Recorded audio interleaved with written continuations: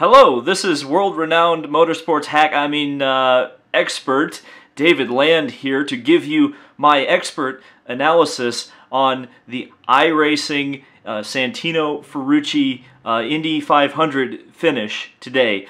Today we've got the representation of Oliver Askew with the Graham Rahal car because, of course, this car has the cockpit protection, and in our virtual racing, driver safety is the #1 priority. And to represent Santino Ferrucci, we have the Formula E car because no one likes it.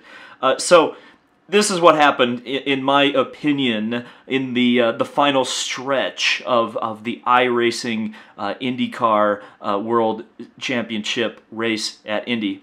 So Oliver Askew clearly got a run off of turn 4, but you know, Santino Ferrucci also had a pretty decent run on him, and he got alongside of him, and it looked like Oliver was going to win the race, but unfortunately there was a bit of an incident, and I'm not really sure what exactly happened.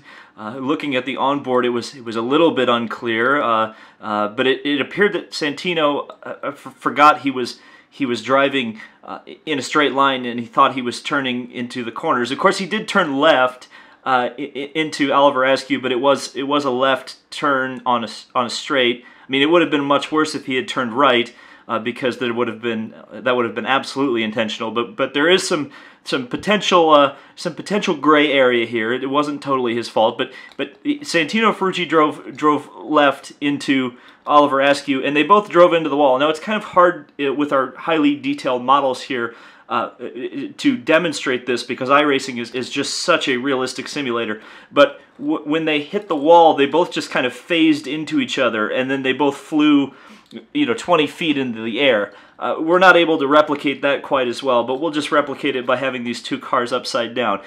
Now, what that meant was that they didn't quite get across the line. In fact, Santucci finished ahead of Askew, so we'll put him there. But what happened was we had Scott McLaughlin here in his very mint-on card Ford Falcon, and he's driving backwards because, of course, he's Australian, and they drive backwards there. Scott McLaughlin was able to get around both Santino Ferrucci and Oliver Askew and put his face on the virtual Jostens Borg-Warner trophy presented by Global AMR Safety Unit and the Fire Department of Speedway, Indiana. A great honor, of course. And of course, Conor Daly as well was able to drive by the wreckage and take second, a hometown win, or a hometown podium for Conor Daly. Fantastic. But ultimately, you're here to ask about Santucci, our good friend. Did he do it? Did he do it? Did he do the thing that was the unspeakable act in iRacing? Did he intentionally crash Oliver Askew? You darn right he freaking did!